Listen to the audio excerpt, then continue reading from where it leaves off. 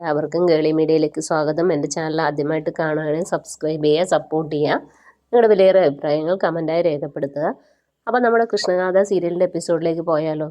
ഇന്നത്തെ എപ്പിസോഡ് എന്ന് പറയുന്നത് ഗാഥ കളരിക്കൽ കുടുംബമായി ഇഴകിച്ചേരുകയാണ്. കാരണം അവരുടെ ഇഷ്ടങ്ങൾക്കനുസരിച്ച് ഗാഥ നിന്നു കൊടുക്കുകയാണ്. ഇതൊക്കെ കാണുമ്പോൾ സിതാരയുടെ പേയേക്കാണെങ്കിൽ ഇത് കണ്ടിട്ട് സിതാരമ്മയുടെ ഇനി എന്തു പറയും എന്നുള്ള കാര്യത്തിലൊക്കെ വിഷമമാകുന്നുണ്ട്. അങ്ങനെ സിതാരയെ വിളിച്ച് പറയുന്നുണ്ട്. ഗാഥ അവരുമായിട്ട് അവർ പറയുന്നതെല്ലാം അനുസരിച്ച് അങ്ങനെ അവരിഷ്ടപ്പെട്ട രീതിയിലായി എന്ന് പറയുകയാണ്. അത് സിതാരയ്ക്ക് നല്ല തിരിച്ചടിയാവുകയാണ്. അപ്പോൾ സിതാര ചോദിക്കുന്നത് ഇനി എന്തിനാണ് അവിടെ നിൽക്കുന്നത്, പെട്ടെന്ന് തന്നെ തിരിച്ചു പോരാൻ പറയുന്നു.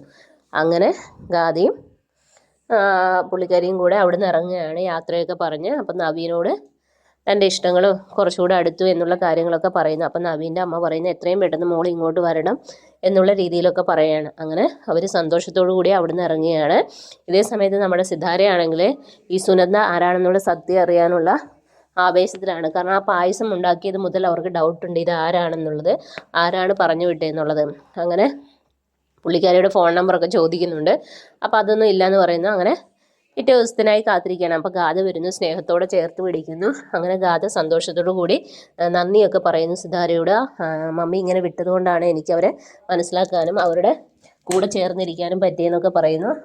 അങ്ങനെ സന്തോഷത്തോടെ ഗാഥ റൂമിലേക്ക് പോവുകയാണ്.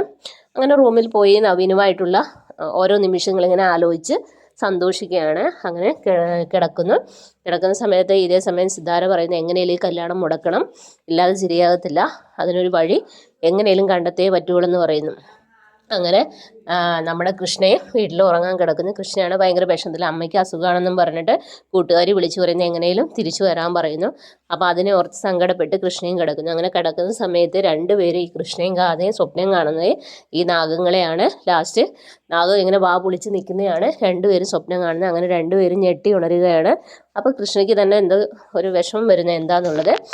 അങ്ങനെ പിറ്റേ ദിവസം രാവിലെ നമ്മുടെ സുനന്ദ സിതാരയുടെ വീട്ടിൽ ജോലിക്ക് ചെല്ലുമ്പോൾ ചോദിക്കുന്നത് നീ ആരാ എവിടുത്തെന്നൊക്കെ സിതാരൻ ചോദ്യം ചെയ്യുന്നു. അപ്പം സുനന്ദ പറയുന്നത് ഇങ്ങനെ എൻ്റെ ഹസ്ബൻഡ് ലോട്ടറി കച്ചവടക്കാരനാണ്, മേഡത്തിന് ഇഷ്ടപ്പെട്ടില്ലെങ്കിൽ ഞാൻ പൊക്കോളാന്ന് പറയുന്നു. അപ്പോൾ സിതാര പറയുന്നു അങ്ങനെ പോകാൻ വരട്ടെ, നീ ആരാണെന്നുള്ള സത്യം മനസ്സിലാക്കിയതിന് ശേഷം പറഞ്ഞു വിടാമെന്ന് പറയുന്നു.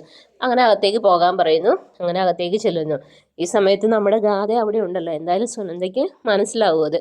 അങ്ങനെ പിറ്റേ ദിവസമാണെങ്കിൽ അങ്ങനെ സുനന്ദ അടുക്കളയിലുള്ള പണി കഴിഞ്ഞ് ഈ റൂമിലേക്ക് ചെല്ലുന്ന സമയത്ത് നമ്മുടെ ഗാഥ പാട്ട് കേട്ടുകൊണ്ട് നിൽക്കുകയാണ്.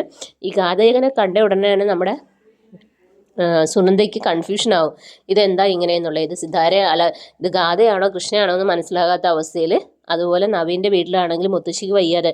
അപ്പം കീർത്തിയുടെ അമ്മ പറയും ആദ്യം മുത്തശ്ശിയുടെ അസുഖം മാറ്റി എന്നിട്ടല്ലേ കല്യാണ മുഹൂർത്തമൊക്കെ നിശ്ചയിക്കേണ്ടത് എന്നുള്ള രീതിയിലൊക്കെ പറയും. അങ്ങനെ കല്യാണ നിശ്ചയ ഒരുക്കങ്ങൾ. അപ്പോൾ കൃഷ്ണയാണെങ്കിൽ തൻ്റെ അമ്മയെ എങ്ങനെ രക്ഷിക്കാം അല്ലെങ്കിൽ എന്ത് ചെയ്യാൻ പറ്റുമെന്നുള്ള ആലോചിച്ച് ആ വിഷമത്തിൽ